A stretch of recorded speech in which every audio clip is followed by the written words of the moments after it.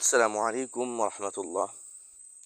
সম্মানিত শ্রোতাবৃন্দ, আজ আপনাদের কাছ থেকে কয়েকটি মিনিট সময় নেব। অল্প কিছু সময়ের ভিতর আপনাদেরকে একটা বিষয় জানাবো, তা হচ্ছে আল্লাহ তাআলার যারা বন্ধু হন, হক্কানি আলেম হন, আল্লাহর ওলি হন, তাদের আচরণ, তাদের চরিত্র কতটা সুন্দর এবং ফুলের মতো পবিত্র হয়, তা অল্প সময়ের ভিতরে ইনশাল্লাহ বোঝানোর চেষ্টা করব। একজন সাধারণ মানুষ, একজন পাবলিক, সে এক আলেমের কাছে গেল, যিনি শুধু আলেম নন, তিনি বুজুর্গ ছিলেন। তো তার কাছে গিয়ে বললেন যে হজরত, আমাকে আপনাদের ওলি যারা, আল্লাহর বুজুর্গ যারা, তাদের কারামত বলুন, তাদের বৈশিষ্ট্য বলুন, তাদের আখলাক চরিত্র কেমন আমাকে একটু জানান। তখন ওই বুজুর্গ বললেন যে আউলিয়া কিরামের কারামত বৈশিষ্ট্য তোমার আপাতত জানা দরকার নেই, তুমি বরং তোমার কাজে লিপ্ত হও। সে বলল, না, আমি জানতে চাই। তখন ওই বুজুর্গ বললেন, তুমি যদি জানতেই চাও তাহলে যাও, ওই মসজিদে যাও। একটি মসজিদের নাম বললেন। সেই মসজিদে গিয়ে দেখবে তিনজন আল্লাহর ওলি, তারা জিকিরে লিপ্ত। তুমি তাদের তিনজনকেই তাদের পিঠে আঘাত করবে, ঘুষি দিবে আস্তে করে। তো তারপর দেখবে কি হয়, সেটা আমাকে জানাবে, অবগত করবে। ওই পাবলিক, ওই ভাই গেলেন। আসলে সত্যি সত্যি গিয়ে দেখলেন মসজিদের ভিতরে তিনজন ব্যক্তি জিকির করতেছে। তো তিনজনের পিঠেই একটা একটা কিল বা ঘুষি, যেটাকে আমরা বলি, তিনি দিলেন।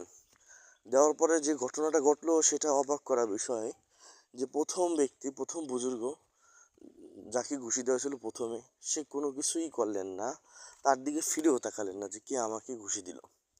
দ্বিতীয় বুজুর্গ যাকে ঘুষি দেওয়া হয়েছে, কিল দেওয়া হয়েছে, সে জায়গা থেকে উঠে দাঁড়িয়ে তাকে যতটুকু পাওয়ারে বা শক্তি দিয়ে ঘুষি দেওয়া হয়েছিল, ঠিক ততটুকু শক্তি দিয়ে তাকেও আঘাত করা, ঘুষি দেওয়া হলো। আর পাবলিকের কিছুই বলেনি।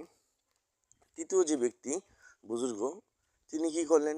তিনি প্রতিশোধ নিলেন না, আবার চুপ করে প্রথম ব্যক্তির মতো বসেও রইলেন না। উঠে ওই ব্যক্তিকে বলতেছেন, ভাই, আপনি তো ঘুষি দিয়েছেন, কিন্তু আপনার হাতে কি ব্যথা পেয়েছেন? যাই হোক, দুঃখিত ব্যথা পেলে। এরকম দয়া মায়া দেখাচ্ছিলেন। তো তিনি কিংকর্তব্য বিমূঢ় হয়ে গেলেন যে আসলে কি হলো।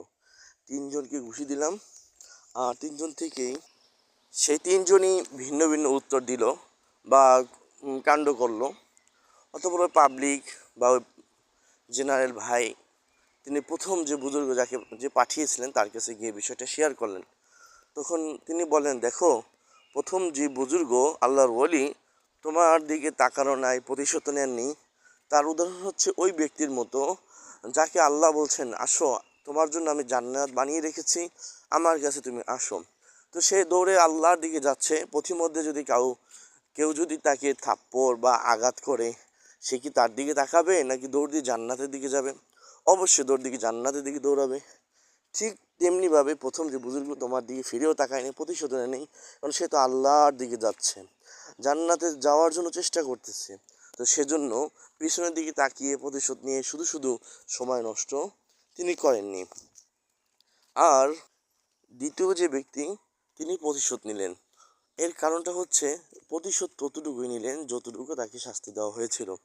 তিনি চাইলে প্রতিশোধ না নিয়ে প্রথম ব্যক্তির মতো চুপ থাকতে পারতেন, কিন্তু এই যে প্রতিশোধ না নিয়ে চুপ থাকা, আল্লাহর উপর যদি তিনি ছেড়ে দিতেন, তাহলে দেখা যায় যে আল্লাহ হয়তো তার উপর রাগান্বিত হয়ে প্রথম ব্যক্তির উপর আযাব চাপিয়ে দিতেন।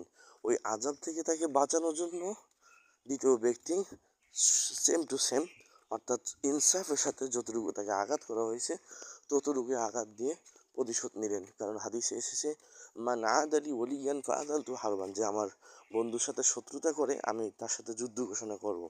সেজন্য আল্লাহর গজব যেন তার উপরে না পড়ে, সেজন্য এই চেষ্টা তিনি করলেন বা প্রতিশোধটা নিলেন। আর তৃতীয় যে ব্যক্তি দয়া দেখালেন, হাত মালিশ করলেন, এর উদাহরণ হচ্ছে খুব তিনি দয়ালু মানুষ। আর দয়ালু মানুষ হওয়ার কারণেই তিনি এমনটা করেছেন, অত্যাধিক দয়ালু। এটাকে খুলুকে আজিম বা খুলুকে আজিম বলা হয়, অর্থাৎ মহান চরিত্র। যারা কখনো প্রতিশোধ নেয় না, মাফ তো করেই, এবং যে তাকে কষ্ট দিছে সে কষ্ট পাইছে কিনা সেটাও জিজ্ঞাসা করে। এই ছিল ওলি আল্লাহদের কারামত চরিত্র। আল্লাহ তাআলা আমাদের সবাইকে এরকম চরিত্রবান হওয়ার মতো তৌফিক নসিব করেন। আমিন। আসসালামু আলাইকুম।